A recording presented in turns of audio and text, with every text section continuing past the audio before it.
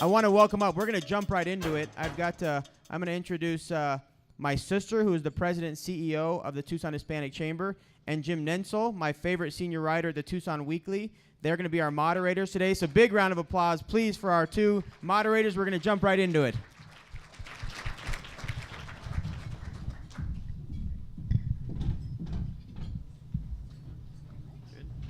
Here at the Tucson Hispanic Chamber, we are honored to co-host this City Council Candidate Forum with the Tucson Weekly, and I'm very honored to co-moderate it with Jim Nensel. Jim, as you know, is a senior writer at the Tucson Weekly, but he may look familiar to you because he is also the host of the Arizona Illustrated Politics Show.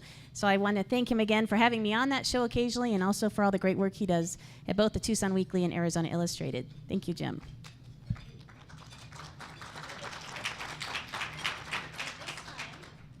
I think my mic, oh, there we go. We'd like to invite the candidates to come to the stage as we explain how the process will work this afternoon. Again, thank you to Access Tucson for filming the event today. Edmund has explained that this will show on the various channels. You have a little yellow sheet of paper in front of you to take home with you so that you can remember when this is showing, Saturdays and Thursdays until the election, which is very exciting. Thank you to Access Tucson. In addition, wanted to remind you that your mail-in ballots, if you live within the city of Tucson, come out today. So look in your mail when you get home tonight. Pull that mail-in ballot out. This is a mail-in only election. It's very important that we vote, and that's why it's so important that our chamber and others host candidate forums. I think we've got everyone here. We're missing. Great. Thank you for joining us.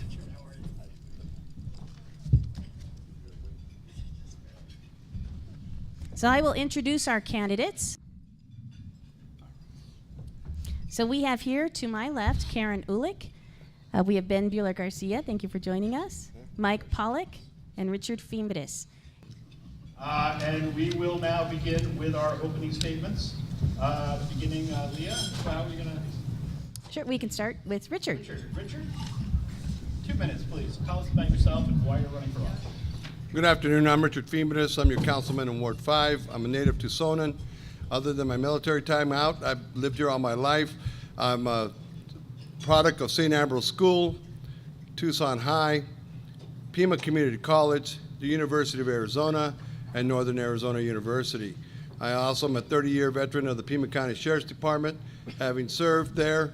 And in 2002, I was asked by Governor Napolitano to chair her office as the Director for Highway Safety, which I served for 6 years under Janet Napolitano and did another 6 months under Governor Brewer.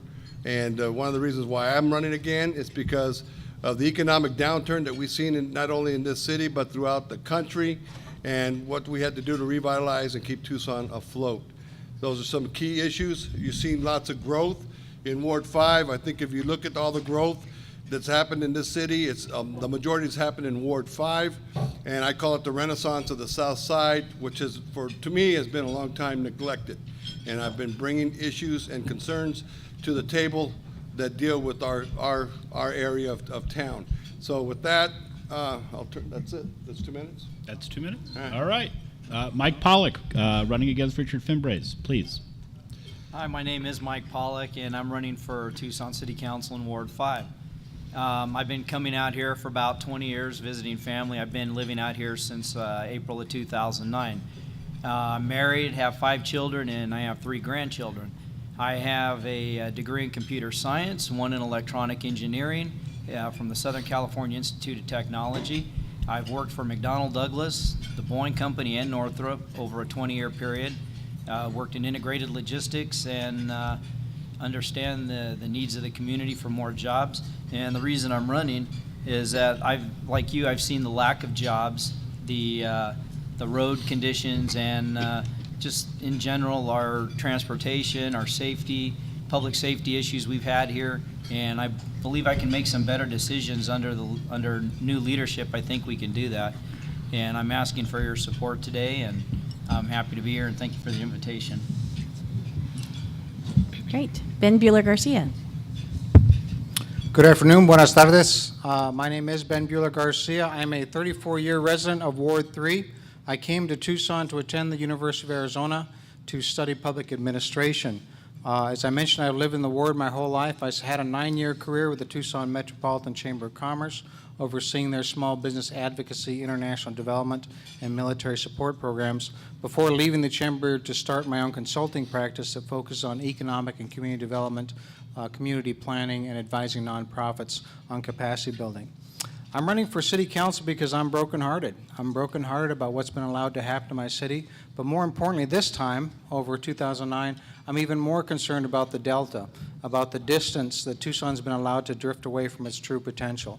I know our community can do better. I know we've got the resources to do better, and I'm here interviewing for a job. And as business people, I hope you will look at the record, look at the resume, and make a decision about whether the job is being done in Tucson or not and who you'd like to move this community forward. Gracias. Thank you. Karin Uhlich. Thank you, everyone, for being here. It's a pleasure to have this opportunity to engage in further dialogue about the future of our great city. My name is Karin Uhlich. I currently serve in the Ward 3 City Council seat and came here 20 years ago to accept the position as Executive Director of the Primavera Foundation, which is a large and complex homeless services organization which develops housing and job opportunities for many, many people. I was first elected to office in 2005. I want you as well to approach this as if you're hiring one of us for the Ward 3 Council seat, and I urge you not to accept vague generalities in terms of solutions to the problems we face. Clearly, we need specifics that we can take action on, and I want to make sure that any inflated sense of accomplishment not be tolerated. I want you to look at my record, see what I've accomplished and what I've delivered, and I stand by that record. There's no doubt we've been through the 5 most difficult years economically that our nation and our community has seen since the Great Depression. By any objective standard, I would argue we are trending in the right direction. Have we arrived where we hope to be in the future? Not yet. But if you look at unemployment rates, business growth, key successes in economic industries that are critical to our future, we are in fact trending positively. So please do look at my record of bringing very diverse interests together to make tough decisions as I have in order to deliver concrete solutions. Please look at my endorsements and my reputation. Business leaders, the firefighters, Republicans, Democrats, Libertarians, and Greens, they're joining with me so we can all work together for a better Tucson. Thank you very much. I'll ask our first question, and we will start with Mike Polak. Candidates, you each have 2 minutes to respond to this one.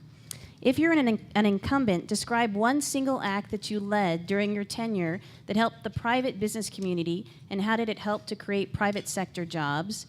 And if you are a challenger, what is the one thing you would lead on if elected to help the local business community? Mike. Well, right now, I see our business environment not being friendly. I see a lot of stores closing, businesses closing, large companies that have been chased out of Tucson, a lot of opportunities lost. I think I would like to change that environment, create an environment where we are friendly, be more business friendly. We need to find a way to work better with the businesses so they can trust us. Everybody here pretty much owns a business, and do you trust the city? Are they doing the right thing for you? We need to make sure the right things are being done for your businesses, not overtaxing you, not overburdening you with all the expenses that the city has to put out, because your businesses create, produce, build, and you serve this community. You deserve to have your tax dollars spent wisely, and I think that's where we need to go with this. Let's look at it as a whole, work better with the business community, have more forums, have the people that are in charge of their businesses working with us on a regular basis. And I believe as a city council person that I should go to your business on occasion and see how things are going, just hit the town and just find out what's going on. Are things good or are they bad? What can we do better for you? Thank you. Ben. You know, one of the frustrating things about running for office, and Karin and I were just joking here about the yes and no questions, there are some very complex issues that are facing our community, so it's often very difficult to answer. But what is there one thing? What are you going to do, yes or no? In 10 seconds, tell me how you're going to solve a $6 billion deficit in the budget. That was one of the questions we got from the Arizona Daily Star. The one thing I will do is, it's interesting that we're here in a business forum and we're talking about business and we're talking about revenue and we're talking that that's really the only way out of this hole that Tucson has built for itself. All the major business organizations in this community have endorsed my candidacy. They understand that they can trust me. They understand that I speak their language. They understand my record and the willingness to work cooperatively to bridge the differences that have happened in our community between neighborhood associations and business, between individual businesses and the City Hall.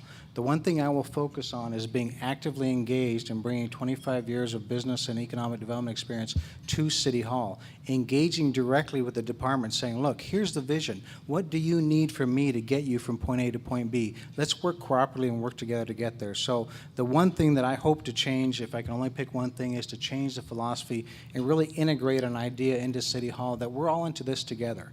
If we want to pull our city back from the brink that it's been allowed to drift towards, we all have to work together, and I'm here to help you facilitate that. Thank you. Karin.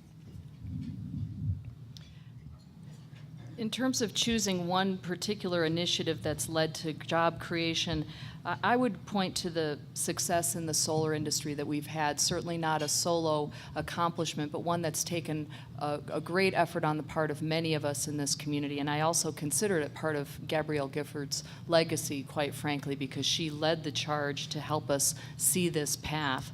We have now, thanks to the mayor and council's leadership, an extensive solar array in Avra Valley, which provides energy for our own water installation, the recharge facility, and the largest solar array at DM of any military installation across the country. We also have been designated a solar city, and I mention all of these things because we learned this. If you want an industry to take root and thrive in your community, you have to develop both the demand and the forum for innovation. Just last week, E.ON, the German company, partnering with TEP, announced that they're unveiling new technology here in Tucson. Why did they choose us? They called us one of the most innovative cities in the world now in terms of solar technology. That is growing jobs. In fact, Arizona is now ranked second only to California in terms of solar jobs, and Tucson has played an integral part of that. So when we talk about job growth, the solar industry is one industry that has been a key focus, and there are other sectors where we are competitively positioned to succeed. And I would point to transportation and logistics. The Port of Tucson just got a $5 million federal grant. We're positioned for better trade with Mexico. You all are great partners in that through the Hispanic Chamber. Small business growth, we've done close to a dozen specific things for entrepreneurship, and now are rated the number 2 entrepreneurial hotspot by Entrepreneur Magazine. Thank you. Richard. Thank you, Leah. I will continue the practices that I've implemented since I was sworn in 2009, which has resulted in the developments of the U of A Bioscience Park project, the construction of the Bridges project, the opening of many retail stores such as Costco, Quick Trips, the Goodwill stores, American Tire, and Curaçao, resulting in the creation of 1,200 good-paying jobs alone in Ward 5 and others across the city. The largest annexation that has occurred in the city in the last 15 years is the Valencia Crossing in my ward, which has an immediate $32 million impact for our city. Other businesses such as Apex Pharmaceutical, Body Central, Physical Therapy, Cade Industries, and Bruker Nano have been able to be expanded because of the work we've done with our Planning Development Office and the City of Tucson. In addition, my support of the changes to the Land Use Code, as well as my proposal streamlining the process for the Certificate of Occupancy has grown 71 new businesses in the City of Tucson. That equates to $425 million new dollars for our city. So those are some things we have to do. It doesn't take a rocket scientist to realize that the City of Tucson lives off sales tax. We don't have the luxury the county has of living off property taxes. We have to generate it, and we have to work with the business community to get those things. If people don't want their bus fares to go up, they don't want Kidco fares to go up, well, we got to find other sources and resources to pay for those programs. So that's how we work with the business community. And because of that, SABA, the realtors, the chamber have endorsed my candidacy for this, along with labor. All right, thank you, candidates. Our next question is our first rapid fire round. We are looking for a yes or no answer to this question, and then we're going to go back and allow each of you to take a minute to expand on your answer. The question is, the A-10 will likely be retired by the military with a louder aircraft, replaced with a louder aircraft. Do you support Davis-Monthan AFB and the Tucson International Airport hosting this louder aircraft? And we will start with Ben. Yes. Karin? Not yet, no. Richard? We send a resolution, it's good. Yes or no? Yes or yes. And Mike? Yes. All right, and now we're going to allow you a minute to elaborate on that, starting with Ben. I can see where this is going, and I'm sure you're going to hear a lot from my opponent about my resume. Let's talk about the meeting I was in 2 hours ago at Davis-Monthan Air Force Base with a lieutenant general who manages 10 Air Force Base in the western United States and the commander of Davis-Monthan Air Force Base, and 3 other community members. No one from the city council. I was there because they respect the relationships we have that I've developed over 25 years at the base. And we talked about the A-10, and he gave us a forecast of what he sees coming down the line. And we talked about the flying missions at the Air Force Base, and we talked about the importance of community support. Ladies and gentlemen, the F-35 is replacing the A-10 and the F-16. There can be some debate about whether it's 5 years or 20 years, but that's what's coming down the line. If we want to maintain that $1.6 billion impact in our community, we need to embrace a flying mission at Davis-Monthan Air Force Base. We can talk about what that might be. We talked about some other soft missions this morning that we can recruit to this community. I've been involved in that, and I plan to continue to be involved in that. But I tell you, the DOD is not going to change or redesign their aircraft just because we don't like it. All right, Karin Uhlich.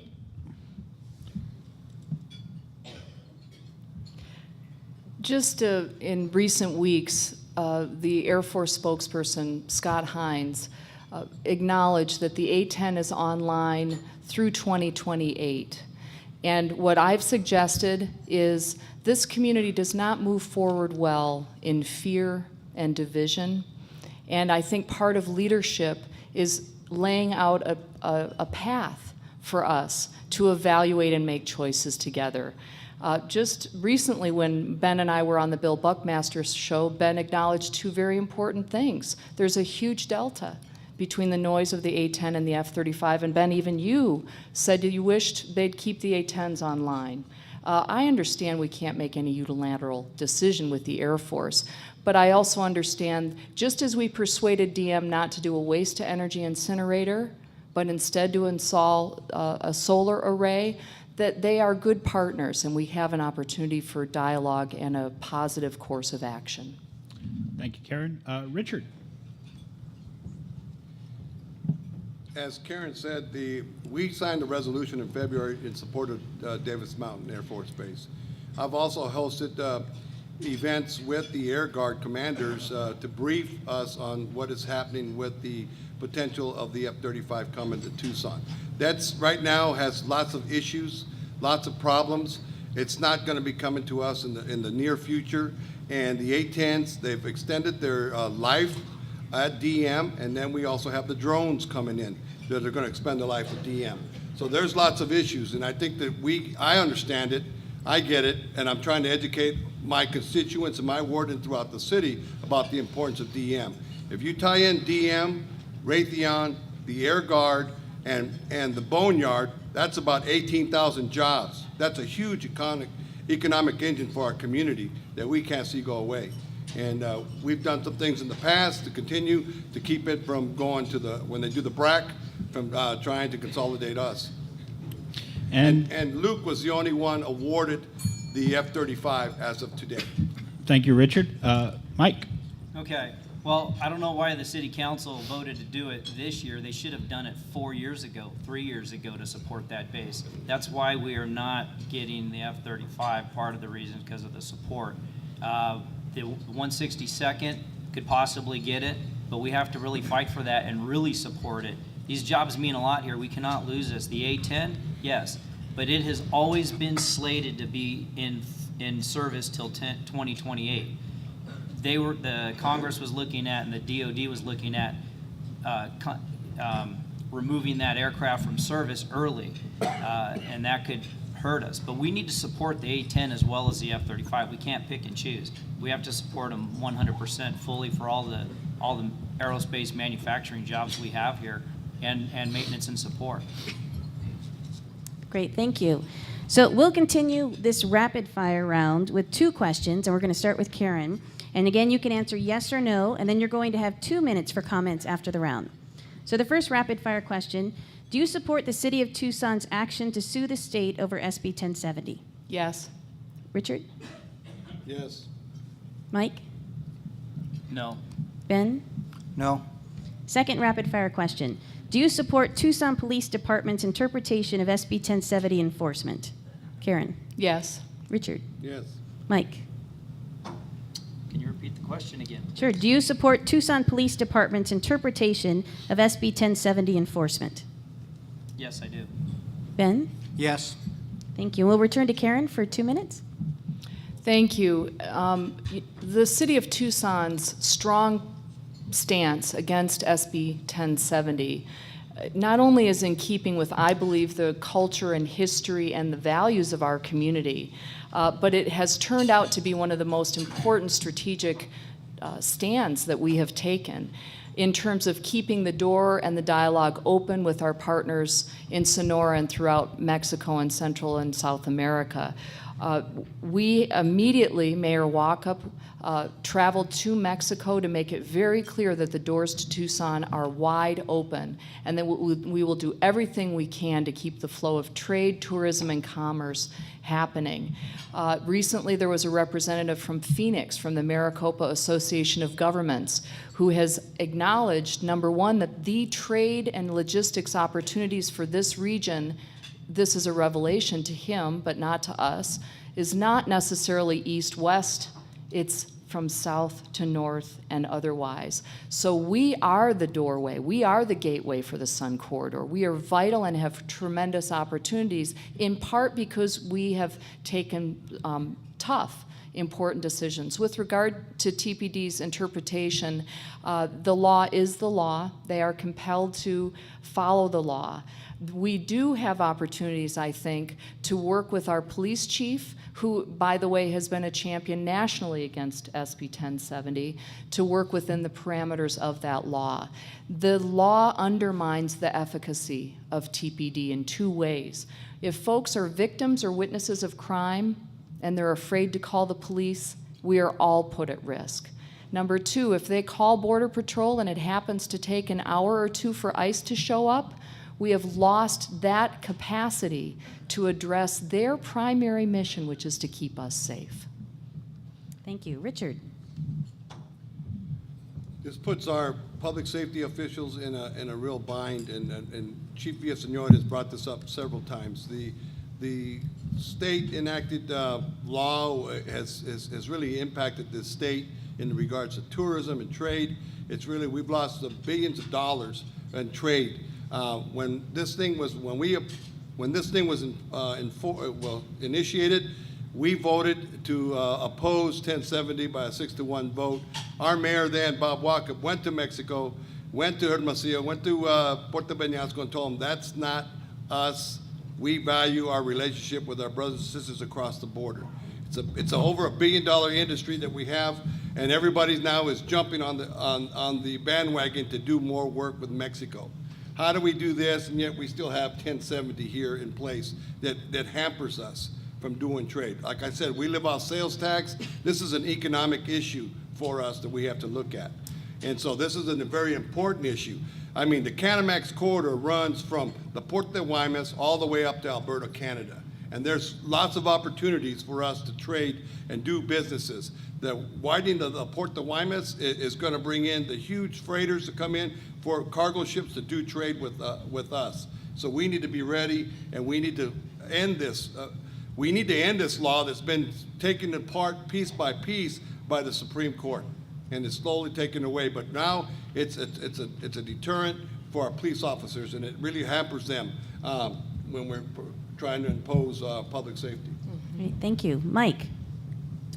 Well, one of the things is I don't agree that we should sue the state. I think we should work with them and find out how to resolve the issues at hand. The law is there, and our police officers have to obey the law.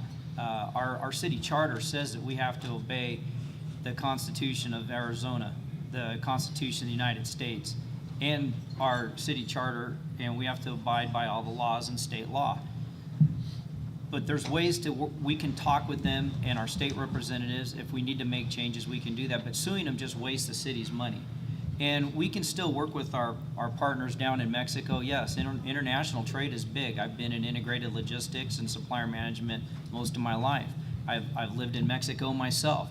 And the people down there, they understand how things are here. They have their laws, we have our laws. But we have to enforce them.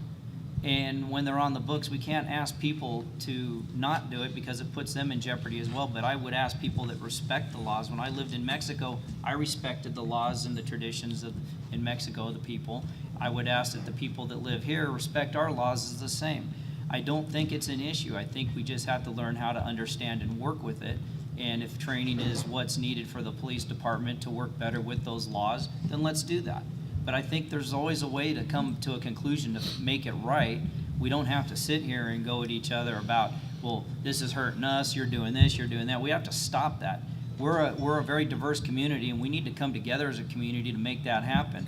Let's just understand how to get through it a lot better, and we can move forward and start having some good trade with Mexico, and we'll be successful and prosperous again here in Tucson. Thank you. Thank you, Mike. Ben? This is another case where I think we get very involved and distracted about what is the appropriate role for a city council member in the city of Tucson and the entire gamut of all the things that our country and our community is facing right now. Immigration is a federal issue. It should be handled at the federal level. I'm not a fan of SB 1070, but as a city council member, I will take the oath to support the laws and the Constitution of the state of Arizona. Now, having said that, if we want to change the law, let's change it at the state level. That's what we should be working toward. And I agree with Mike. I don't think we get that done by filing lawsuits. As far as it comes to the police department, I tell you what, we're down 140 officers. And Leah, you yourself had the chief of police on your radio program just the other afternoon. And he specifically stated that the policy is such that if those officers do not complete the stop, if ICE is not there by the time that officer would normally complete that traffic stop, they're sending the folks on their way. They're not waiting around for an hour to see if ICE shows up. So that's not quite accurate. Long story short is our police officers have got much, much more important things to be doing in the city of Tucson, and we need to support them. But the other bottom line also, if you notice the protest the other day, when we talk about immigration, it's not just necessarily someone coming here to find a better life. There are several felons on that bus that was stopped by the protest the other day. Felons. Okay? Are those the folks that you want out in our community? I don't care if they're from Mexico or Mars. We don't want felons out in our community. So if we're going to change the law, let's work to change the law at the state level. Let's leverage our relationship in Mexico. Several years ago, when the U.S. Department of Commerce was looking at closing the Hermosillo consulate, I was part of the team again that worked with Bill Borland to make sure we maintain that consulate open. That was a very important part of the trade going back and forth across the border. I bring those relationships, the understanding that it takes relationships in Mexico to develop and continue trade to the table. So I think that's why you should support my candidacy. Thank you. All right. Thank you, candidates. And we have one more rapid fire round before we begin asking the audience questions. I will ask 2 questions where you can respond yes or no, and then you'll have 2 minutes to explain your answer. And I think we're back to Richard on this one. Number 1, did the current city council make the right decision on reducing the employee contribution to the pension program? Yes. Mike? No. Ben? No. Karin? Yes. All right. Second, yes or no question. Would you be willing to place an action item on the agenda related to the pension fund in the next year if elected? Yes or no, Richard? I'll say yes for right now. Okay. Mike? Yes. Ben? Yes. Karen? Yes. Okay. And now we'll allow you to elaborate on your responses, beginning with Richard. You have 2 minutes. Okay, the city's rising pension cost is due to several different reasons. Huge budget reductions, eliminating 1,100 employees, many of which retired. So now we have fewer people paying for each retiree, and the economic meltdown in 2009, which resulted in large losses of the stock market and pension plan assets. The city has taken the following actions in the TSRS plan to manage our pensions issues, and we began doing these actions as early as 2006. Plan changes have happened since 2006. We lowered the pension multiplier. We raised the minimum retirement age. We raised required service credits. We increased years to calculate average salary.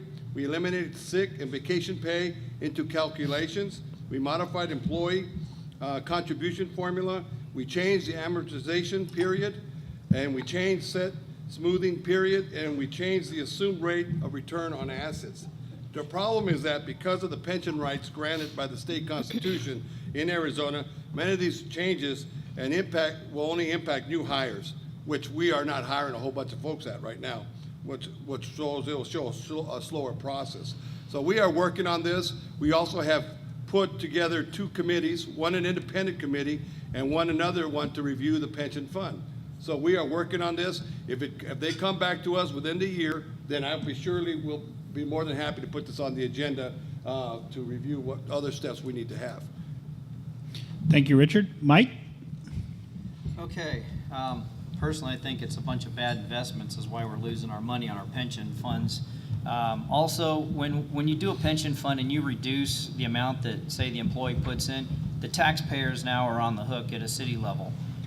When I worked for Boeing, everybody put in the exact same amount into their pension plans, and we also had 401k plans, which we managed ourselves. That was our own destiny. So if you don't have money in your 401k plan by the time you retire, that's on you. Boeing has since changed all of the people onto a 401k plan. I think we need to revisit how we do our retirement plans here in the city. If we have one rate, then all the employees need to pay the same rate. I think we need to bring that back up. The taxpayers shouldn't be on the hook for everybody else for a lifetime. If the employees are going to work, they work hard. Yes, they deserve that pension.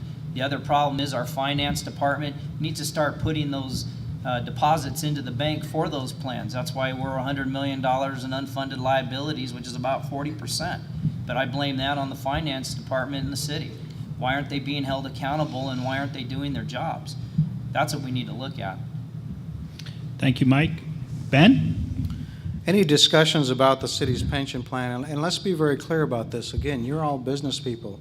You know that you cannot continue to operate in the red year after year after year before something breaks.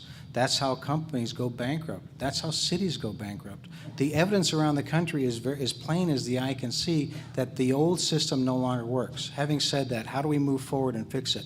I believe that whatever discussions we have about the pension fund have got to proceed from a standpoint of whatever agreements we had with the existing employees, the past employees, those need to be maintained.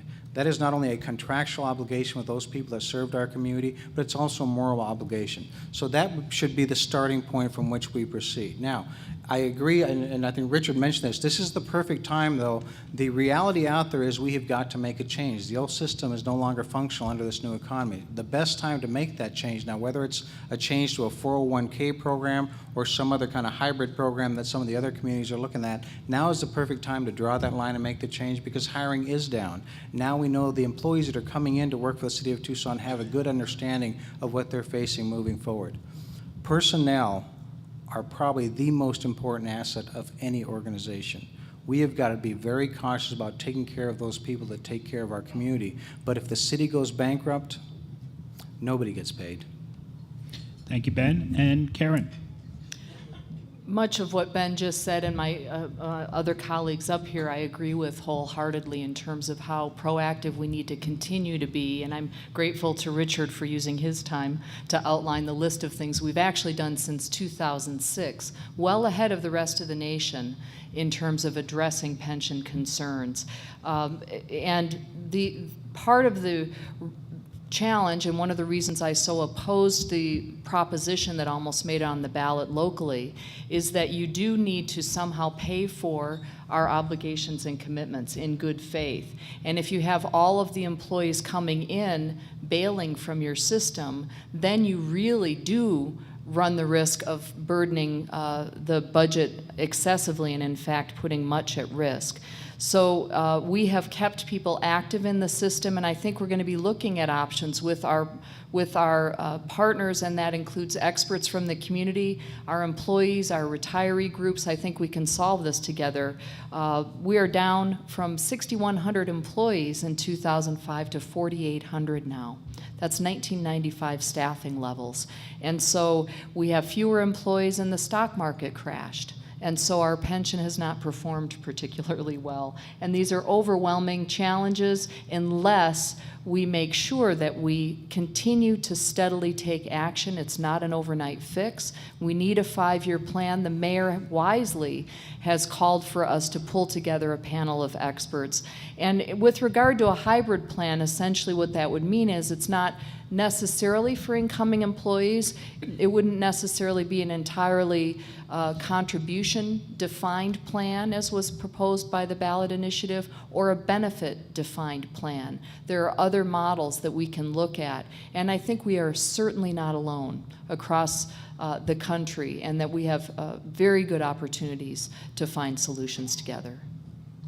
Thank you very much. I'd like to remind the audience that you can ask a question by writing it on the little white card in the center of your table, and then provide it to one of our staff or volunteers in the back, and they can bring it up here to me.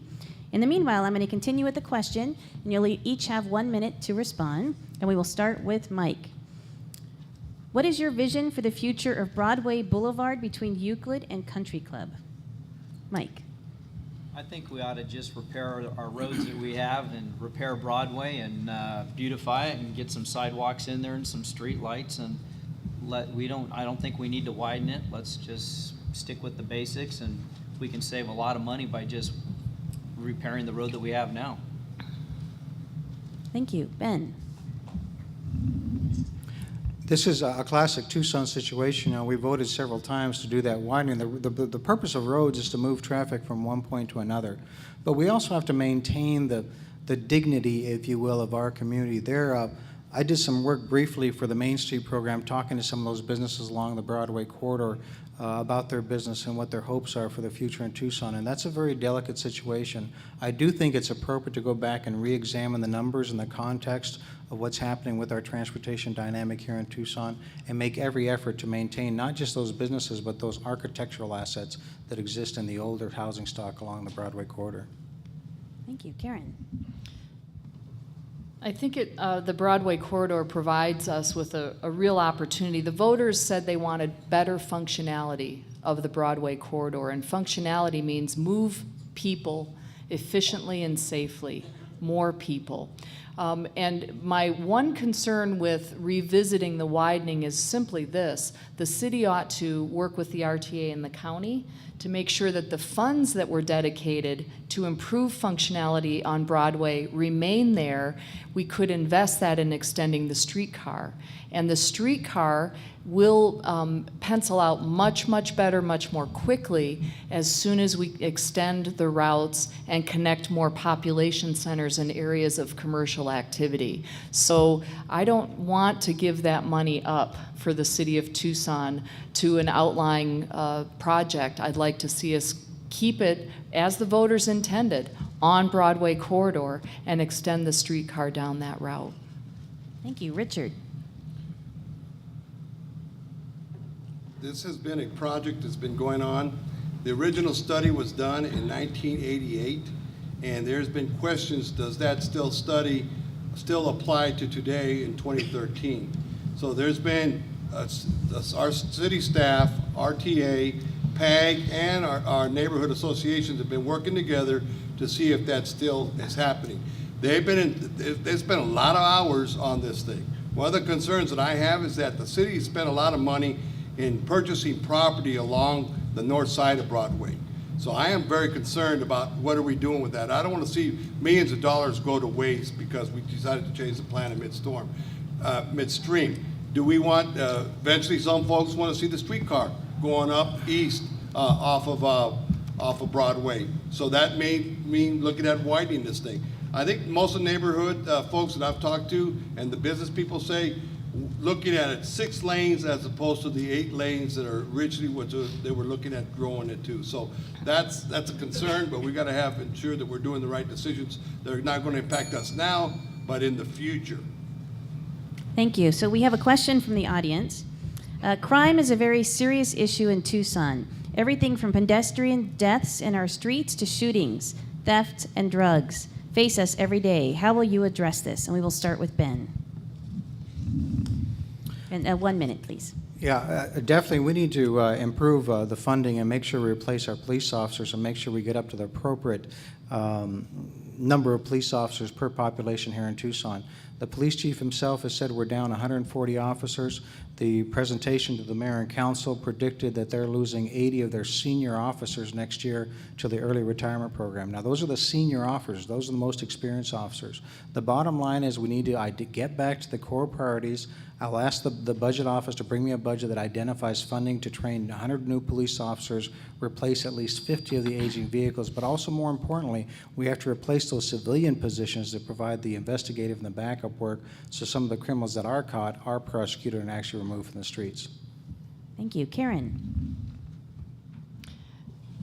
There's no doubt that public safety is the priority for mayor and council and for this community, both in police and in our fire department. And staffing ratios matter. It matters how many people we have out in the field and the support that they get. So that is the priority. And in fact, while we've shrunk our workforce from 6,100 to 4,800, we have not laid off police officers or firefighters. We've worked very hard to retain the same level of commissioned officers per 1,000 residents in both departments since 2005. It's not quite the ratio that we need to accomplish, but we've made it our priority. There are a lot of things that we need to do as a community in support of TPD, which was really the specific question. Prosecution is clearly an area of concern, and we've worked much more closely with the county attorney's office to hold people involved in vandalism and theft more accountable by partnering with her on the prosecution. Thank you. Richard. Can you repeat it? Sure. Crime is a very serious issue in Tucson. Everything from pedestrian deaths in our streets to shootings, theft, and drugs facing us every day. How will you address this? I think that the police chief has come together with a good plan. We've implemented photo enforcement that has helped us with traffic pedestrian fatalities. The state led the nation in pedestrian fatalities 7 years ago. Red light running, speed management are big issues, not only in our community, but throughout the state, and that's why photo enforcement was implemented as a tool to help police officers when they don't have enough officers to do just traffic. So that's it.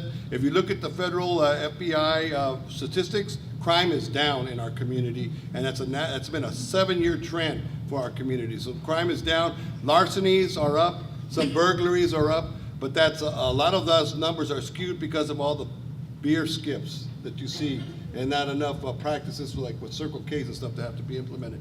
But we have a plan. We initiated using CJEF grants to hire officers and bring them on, and then we're going to have to pick them up after another 3 years. So those are things that are happening with us, but we've been innovative in doing some things. We worked with Total Nation to get grants in to buy car seats, booster seats, and bike helmets, another way to supplement our budget. So those are things Thank that are you. happening.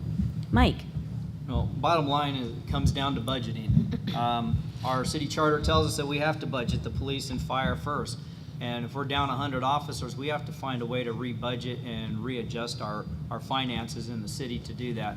My own house was broken into the same day that I went to go register to run for office. A week later, my My neighbor, her house is broken into. It took the cops 2 days to get there. Why? Because they're so backlogged, they couldn't get to her, but she's a single female, okay? It's very important that we fund these police officers. When those grants run out, where's the money gonna come from? We need to budget properly. If we have to cut some programs in other areas and reduce things in other areas of the city, we need to do that, but our public safety is number one. The other thing is putting up street lights. We can use LED lights with solar, and we can get around the Dark Skies Initiative with that. It's a direct light source, but I think that would do a good service to the city here and prevent a lot of crime. And criminals like to hang out in the dark, and it's dark out here. Right. Thank you, Mike. And I'd like to remind the audience you're welcome to continue to write questions on cards and pass them to the staff, who will pick them up and bring them out. And Jim, would you like to ask the next question? Sure. Richard, you actually just mentioned photo radar. The question is, do you support keeping the photo radar system in place? Pima County is eliminating theirs. Your thoughts on the city of Tucson? As a former governor's office or highway safety director, I say yes, it is a great tool for our public safety. If you look at all the statistics in those areas, the number of incidents of fatalities and injuries have dropped dramatically because of photo enforcement. So it's a key tool that we need to use. There are not enough officers, like I said earlier, out there to do traffic enforcement alone. And people are so distracted nowadays, driving, they're not paying attention, and they're not paying attention to the speed limits. Thank you, Richard. Mike? Yeah, I think the street cameras should go. I think it's intrusive, and there's a third party that's actually profiting off of that. The city makes very little money on it, and third parties really shouldn't be profiting from traffic violations. I'd rather get a ticket from a cop. I think personal interaction is the best way. They have the eyes. They can talk to you and say, do you know what you did wrong? If you go through a red light camera, who's ever going to know? They just say, oh, you got a red light. Yeah, really? I mean, how do you know that didn't malfunction? And they do malfunction because our roads are in such poor condition here. They do crack. They use sensor strips, and those little pieces do crack on those sensors and doesn't send the right data to the camera and can throw off the calibration on them. So I don't think we should have them. Let's get rid of them. All right. Thank you, Mike. Ben, your thoughts? Photo radar. I'd rather not get a ticket at all, Mike. No, and let's be clear about what we're talking about here. There is the red light cameras, there is the speed radar along the roads, and then there's also the vans, the van cameras. I'm not a fan of the red light cameras. I will, given the opportunity, I'll vote to discontinue them. I believe the data is inconclusive, and there's a better way to do that. Having said that, I do support having the vans. One is because I think they're more cost efficient and they're mobile. One of the things you're seeing the county side of the problem with these speed cameras in the county is folks have figured, and that they achieved their purpose. Folks figured out they're there, they're slowing down, but then they're speeding up right away after they get past the camera. So the advantage of the vans is folks don't know where they're going to be. And that's how we can make sure we do, as a whole, citywide, we make sure people are driving safely. I'm in support of the camera program, and it is a tool that both the Police Officers Association and the police chief have acknowledged have helped them tremendously in doing their job of keeping us safe. The county's program is very different, but the truth is that in terms of raw data, we have fewer injury and fatality accidents where the cameras are placed. I don't mind getting my ticket in the mail. I don't mind. I think that inconvenience and some of the concerns are far outweighed by the fact, and I will not deny, the cameras went online when my 14-year-old was getting her driver's permit. And when I first moved to Tucson, I distinctly remember sitting when I got a green light, 1002, and then going through, because I saw a lot of people whipping through even though I had the green. The patterns of driving have changed. One thing, though, I agree with Frank Antonori and others, that the definition of the intersection does need to be changed, and we shouldn't prey on people's confusion at intersections that really need some work. I think I just want to take a moment to say how remarkable it is to hear Karin Uhlich say she agrees with Frank Antonori. It's an amazing moment here today. And I want to ask one rapid-fire follow-up to this question, and that is yes or no answer. Have you gotten a ticket from one of these robot policemen? Richard? No. Mike? Yes, on Nogales Highway, actually, and you can't see the cameras. Ben? No. Karin? Yes, on Nogales Highway. All right. Thank you. So a this county camera. This next question comes from the audience. We'll give you each 2 minutes to respond, and I think we're starting with Mike this time. We can talk about the city's problems, but given the financial realities in the state and locally, what are your specific solutions? Please address state legislative cuts to the funds to cities and address dependence on sales tax revenues. Mike. Well, in a whole, I mean, that's a big issue, and I've been following up on that. But I really believe that we have a sales tax issue where on sales tax, the state gets like 7.1%, and we only get 2% of the tax. And the businesses charge that, and then when they do their taxes, they send their portion to the city, they send their portion to the state. A lot of businesses are confused by it also. They're trying to simplify the system. I know they've got some things going on up there. I haven't been fully briefed on it. I'm going to do a little more research on that because I need to know more too as a small business owner about how the tax situation is and how it gets taken care of. So yeah, I got a little bit more research. I'll be honest with you. I'm not an expert on it. So, but I will talk to some state legislators if I can and see where we're headed. Thank you. Ben. The answer, the long-term answer is we really need to increase the amount of revenue. We can't continue to keep cutting the same pie up in smaller and smaller slices. One thing I've learned by going out and meeting with the department heads in the different city departments and asking them, how do we get you from point A to point B, what can I do to help, is it's very apparent that the reality is some of these departments are really at that point where we're through fat and we're through muscle and we're now cutting into bone. So we have to grow the revenue. The way you grow the revenue is by having more businesses pay sales tax. Some specific issues that I believe we need to discuss at the legislature, I believe we really need to push to get either the authority or to get the legislature to change the way we collect the taxes to fund transportation, surface transportation. I think HERF is something that's going to continue to shrink and shrink and shrink as vehicles get more efficient. I believe the federal dollars are going to continue to dry up, so we need to fundamentally restructure how we pay for street maintenance and surface conditions here in Tucson. Thank you. Karin.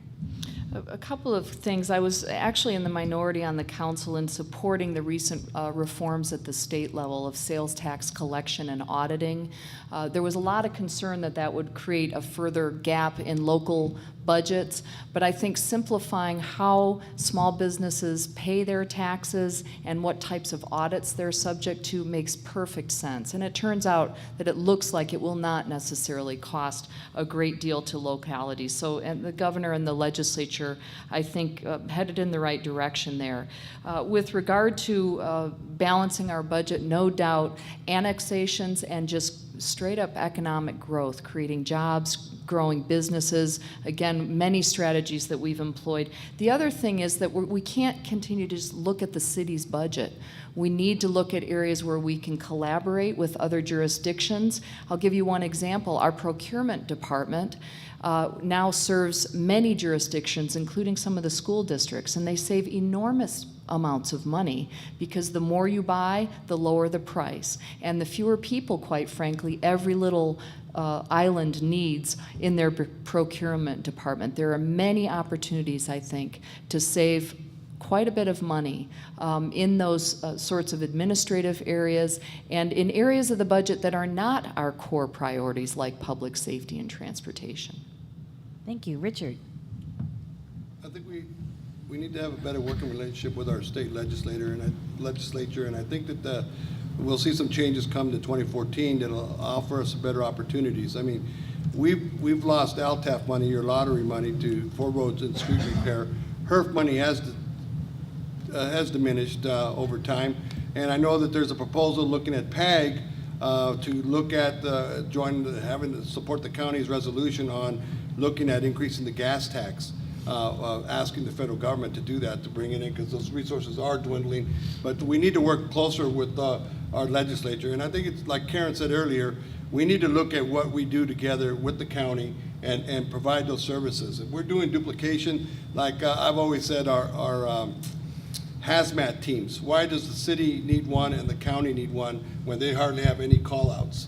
Those are things that we have to look at to be smarter and how we provide services in our community. I think, why do we need 5 airplanes for public safety? DPS has 5 and TPD has 5 and the SO has 5. Why can't we consolidate that and be smarter on how we do business? So those are some of the things we have to do, because And what Karen said earlier, annexations are key. We need to grow that tax base. We live off sales tax. We need to generate more, and that's working with our business community. Thank you. And we'll start with Ben on this next question from the audience. What was your position and opinion on the recruiting of Grand Canyon University to the city of Tucson? 1 minute. Ben. Well, I didn't have a position on the recruiting of Grand Canyon University because I wasn't in the seat to make a decision. I think it was a missed opportunity. I don't agree that with the site that was being selected, I don't think that was appropriate for the neighbors there, and they've expressed their displeasure about that, the West Side Coalitions have. Having said that, I do believe it was a missed opportunity to put down something that would have really completed the Rio Nuevo project. If we had been able to recruit them and place them on a assembled 100 acres on the west side there, we'd have a major employer and university on the west side of the streetcar line, a major employer and university on the east side of the streetcar line. Now, I've been involved in economic development for years, and I understand that those of us who are not in the boardroom, who are not in the meetings, don't know all the decisions and don't know all the details. Having said that, though, communities that do well aggressively pursue those kinds of projects. Communities that don't do so well have the mayor saying, well, you know, the city council member just didn't support it, so we didn't move forward. Karen. Thank you. I actually think Mark Evans with the Tucson Citizen laid out the realities of this pretty accurately. Grand Canyon announced that they were going to expand in the East Valley, and then they said, and anybody else who'd like to bid for our business, feel free. They ended up with a great, great deal in the East Valley. Now, having said that, I do believe they will still come to Tucson. The staff pulled together a proposal based on 3 very broad pieces of direction from mayor and council. Dispose of surplus land, balance the golf enterprise budget, and create jobs. Now, we didn't connect those dots and say, oh, here's an opportunity. The staff did. And they've been paying dearly ever since. The first proposal they put on the table was not good. The mayor and council motion, which I supported, was conduct further due diligence and work on this proposal and release records to the public to the greatest extent possible. They'll come back to us, I'm sure. Thank you. Richard. The Grand Canyon College University issue was, number one, they're never really intended to have the city of Tucson be its first site location. It was always Mesa. They came down here to try to sweeten the pot up in Mesa.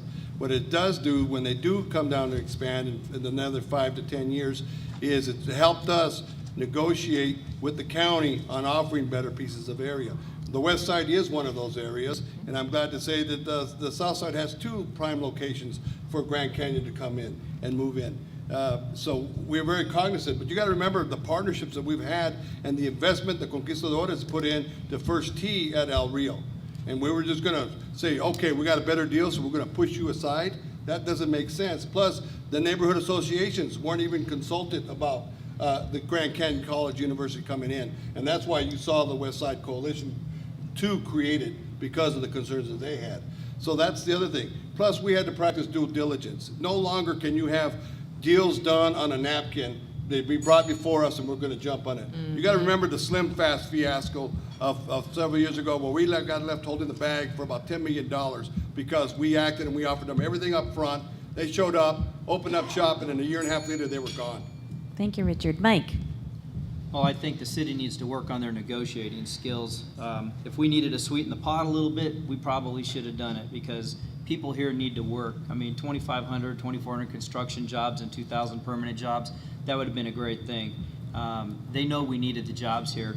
We should have worked harder, and we should have asked Grand Canyon if they would have been more acceptable to releasing more information to the public in the beginning, so the public would have had more information.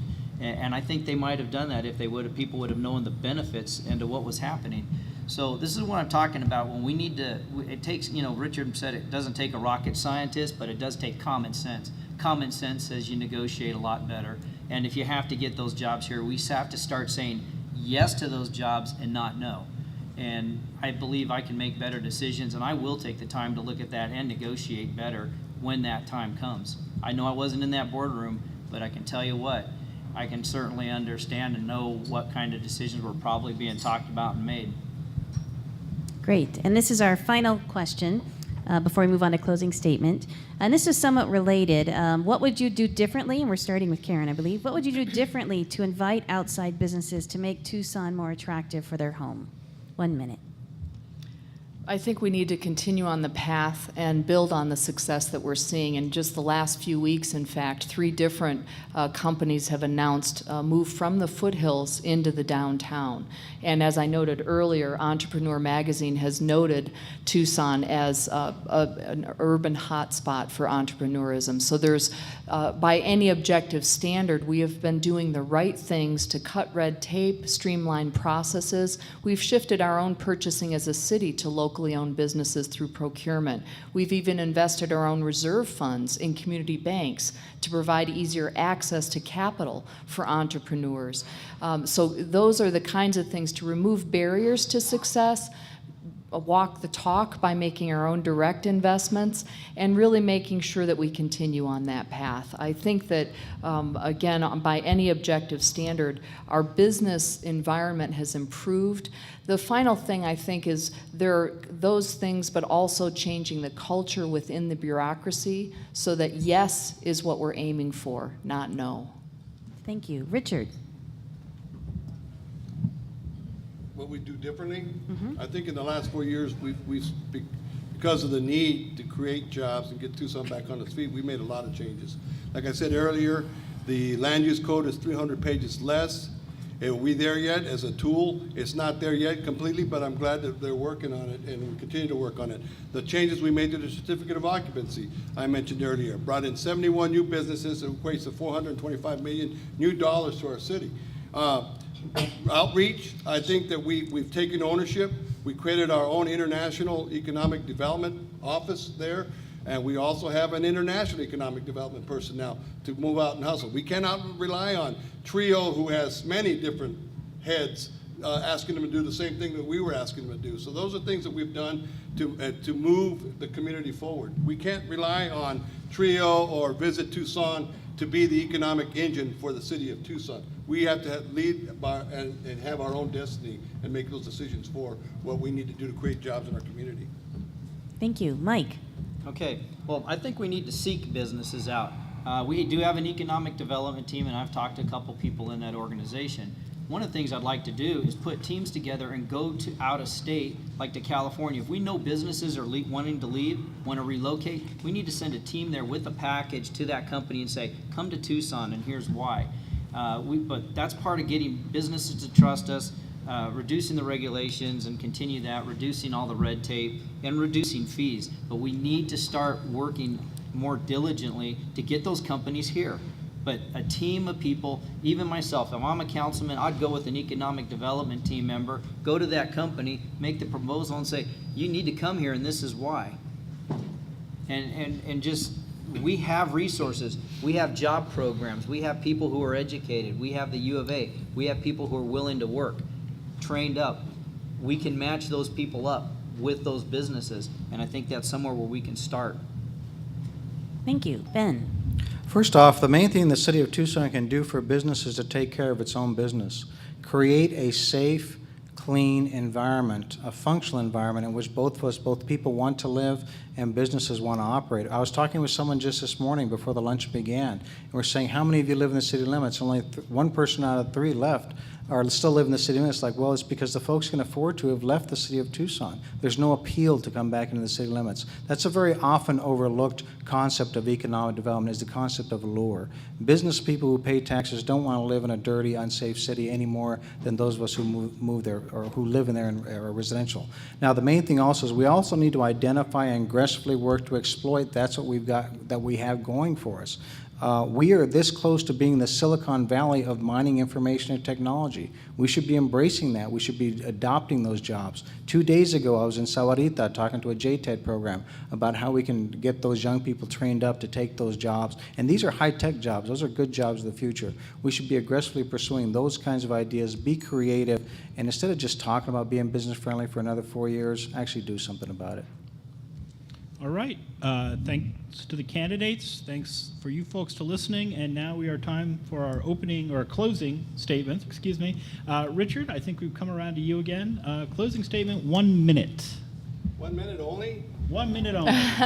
Thank you. Like I said earlier, I came into this chair and I faced a $33.5 million budget deficit, and we dealt with it. We dealt with a $44 million budget deficit. Then it went to $55 million, and then we dealt with a $20 million, and now we see a light at the end of the tunnel. And things that we've been doing have taken a lot of effort. We do meet with businesses. We do meet with people. That's how we kept Brooker Nanel here and how we got Cade Industries to expand.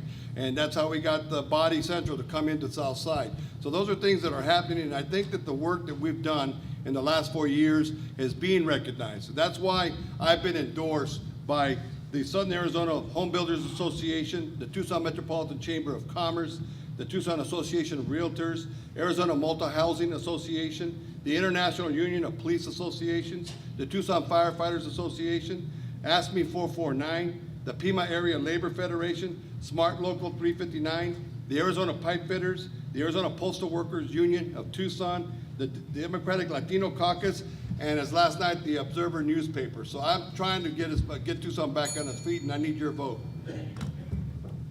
Thank you, Richard. Mike. Okay, well, I don't have endorsements. People I want to have endorse me are the people. I want the businesses to endorse me when you vote for me.